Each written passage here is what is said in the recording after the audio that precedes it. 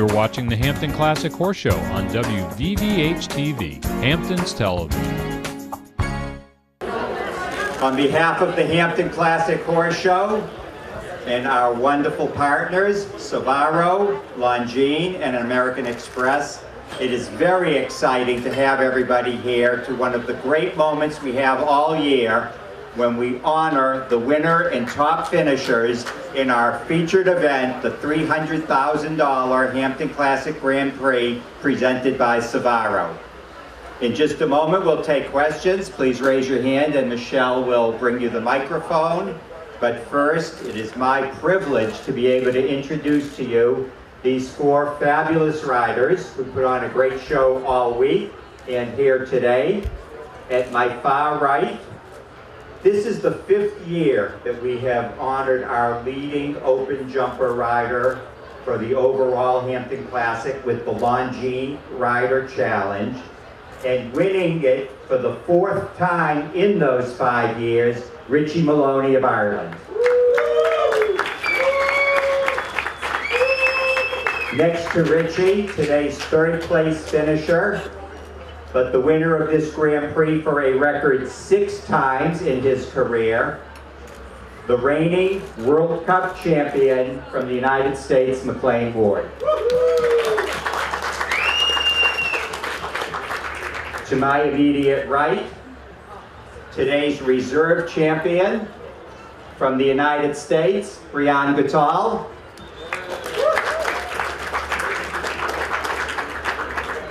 And next to Brian, the champion of this year's $300,000 Hampton Classic Grand Prix, presented by SOVARO, riding for Israel, Daniel Bluman.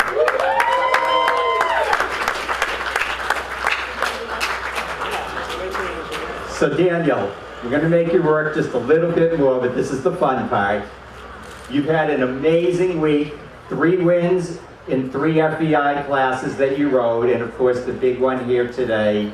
You've ridden in 2 Olympic Games, but can you tell us, 1, how you feel at this moment, and 2, where you would rank this week in your Grand Prix career? Well, I feel, of course, very happy, to have been able to win this Grand Prix. It's one of the most important ones that there are in North America, and I admire very much the riders that have won before. It's a great week. My sponsors are here, my family's here, my brother, my cousin, my mother. Actually, her birthday today. Happy birthday, Mom. Happy birthday. So, it's just really a great win. It's hard to rank. I think a competitive person like me enjoys winning anything, a ping pong game, a Grand Prix, this one or any other class. I'm really, really happy. Especially happy that the horses are going well, and again, happy. Very good, as we'd imagine. And you're sitting next to someone who has won 3 FEI classes here in the week multiple times, but you did it on 2 different horses. It's not a question of one hot horse. You want to tell us a bit about the 2 horses that you won on here? Yeah, I brought Baccara and Adriano. Baccara started the week really good. Credit to McLean, I've been living in his cottage actually, in his farm. Very lucky, that bed where he used to sleep when he won everything that he's won. It's definitely given me some superpowers that I've been able to enjoy this week. And not only that, but also some of his knowledge that he's been very kind to share with me. I made a good plan for the week. Started with Baccara aiming for the first classes, saving this one for the Grand Prix, and it played out great, Yeah, the week went great. Both horses jumped fantastic, and had a little bit of luck in our side, and here we are. So I'm very happy. And Brian, kind of an emotional week and an emotional day for you. I mean, Onira was your partner since you were a little girl and carried you to Grand Prix success, carried you through a lot of greatness. Tell us a little bit about retiring Onira and then this day here in the Grand Prix capping off what I'm sure was very emotional for you all day. First of all, congratulations to everybody, but thank you to Richie for finally beating Danny in something. So it was definitely emotional for me, bittersweet for sure. I was really happy to be able to retire Onira on this stage because it was a great show for him all of his career. But also he's really in top form, so it's kind of a, I don't know another way to say it, but bittersweet. As for this Grand Prix, this is the third time I'm second. I swore I wasn't going to be second again, but here I am.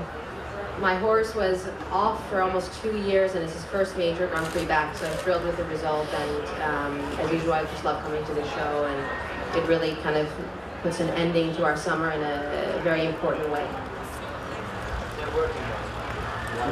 And McLean, your ride was looking great in the jump off, and I wonder if you could tell me about the jump off ride, and if there's anything you would point to that led to that ending there. Yeah, Callis, H.H. Callis was great today. I thought she jumped beautiful in the first round. With Daniel coming behind me in the jump off and the week that he's having, I knew he wasn't going to leave anything, and I knew I had to do a very good round to put enough pressure on him. I could tell he was in good form.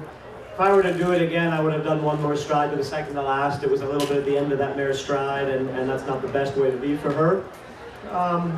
It's disappointing, but that's a bit sport. I'm not a guy who's going to leave it on the table.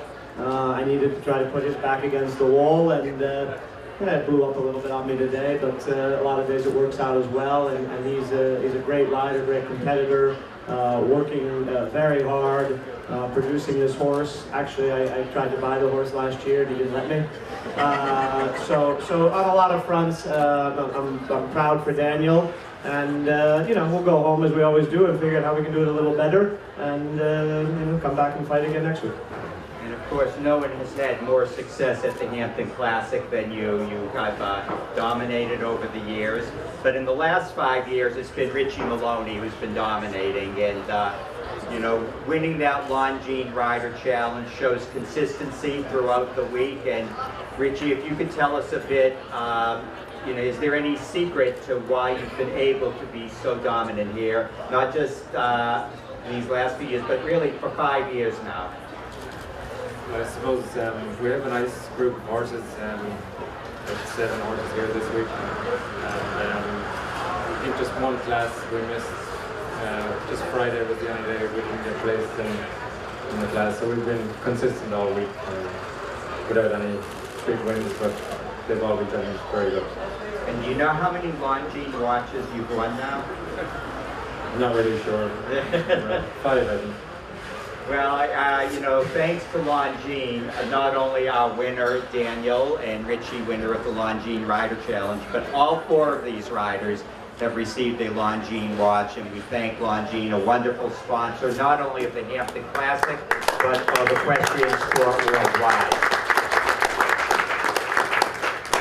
With that, we'd like to open it up to questions, and Michelle will start off with Anne. Daniel, I wonder if you could start, and then if you could all speak to it. The course seemed quite difficult out there. Only 3 in the jump off and only 1 double clear. So will you speak a little to the course and what parts of it you thought were particularly challenging and why you think we didn't see more clear?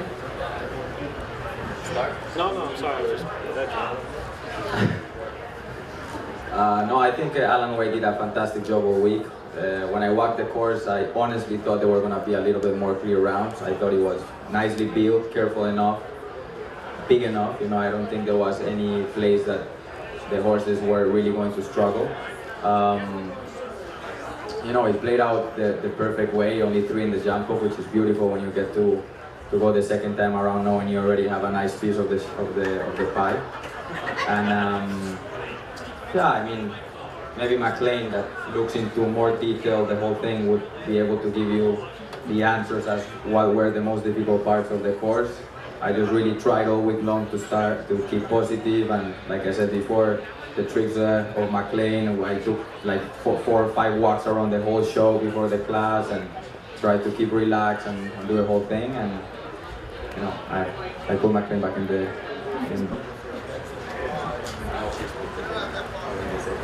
McLean, you want to take a shot at that? No, I think for me, Alan Wade's the best course builder in the world. I think he's a horseman. And he gets you in subtle ways. It's been a long week. Most of these horses jump several rounds. And come up. I think he does a phenomenal job. I always give Daniel a little hard time because he's a little bit more celebrating than I am with a clear round. And he was about to fist pump in the first round, and then he remembered he was living at my house. So he put his hand back down, he tucked his tie in, and it paid off, so you didn't lose your focus. So, good job. Well, I did want to ask, is he living in your house in Brewster, or? Yeah. He's moved in, and I don't think I'm going to get him out. How long have you been living there? I've been living there already for like 3 weeks, you know, the whole Ward family and my keepers and everybody welcomed me there, and you know, it's really been a great time, and like I said, really that cottage gives you something special. And has McLean been helping you like with the horses, like with, You know, McLean calls me every now and then, you know, every other night, and we have a beer, as he calls it. Let's have a beer, one beer. And, you know, he lets me have one beer with him. And I really am a slow drinker, you know, so I really take my time to drink it until he ultimately tells me, okay, good night, you know. And then I actually take half of my beer home because I'm not even done with the beer when I'm leaving the house. But I've been able to get great pointers from McLean. You know, he's, as we all know, one of the best riders in the world, a winner by nature, and he really just knows everything inside and out, and I'm really trying to get as much as I can. And you know, this week it paid off, so hopefully he continues to invite me to have a beer. And then real quick, would you just talk a little more about Ladriano and how long you've had him and why you let McLean buy him from you? I found Ladriano together with my vet, Dr. Gomez, in Germany as a 6-year-old, and we bought it for me. It was too big, it wasn't really my ride. Ilan Bluman, my cousin, developed the horse, made of him everything that the horse really is. I take no credit for that. McLean wanted to buy the horse, as he said, and luckily for me, my owner, William Schweitzer, with Over the Top Stables, stepped in and bought the horse for me to keep, which caused me a little bit of an argument with McLean in very friendly terms, of course. McLean knows how to pick a horse very well.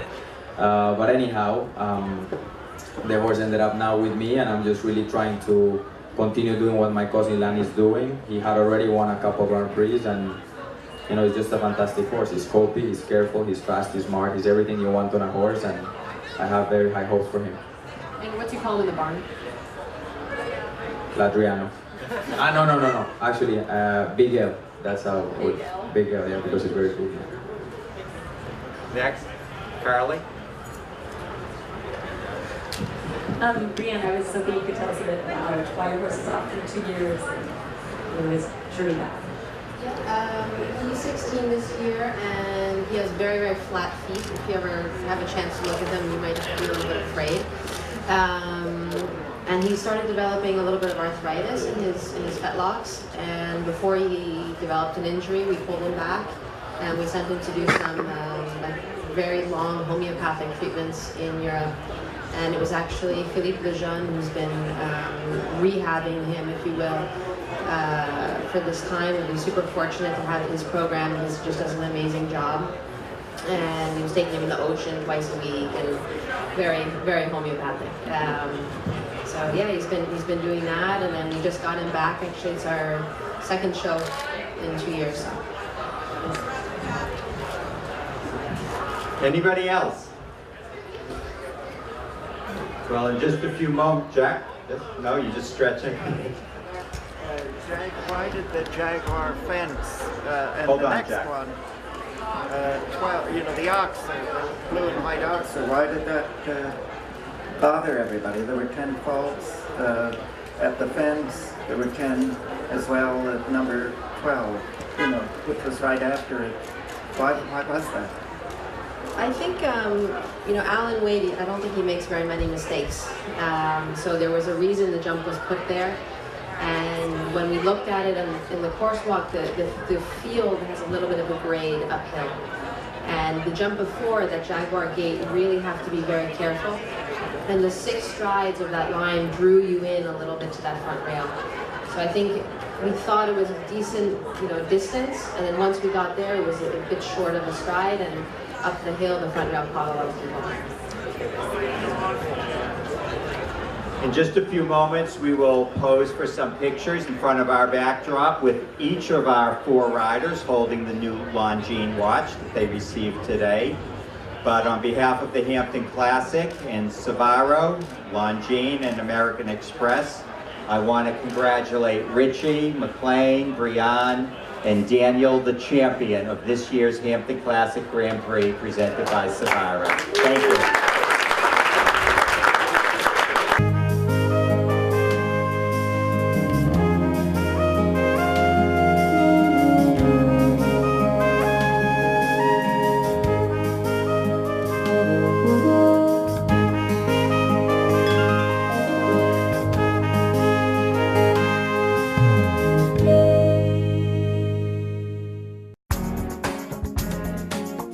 You're watching the Hampton Classic Horse Show on WVVH-TV, Hampton's television.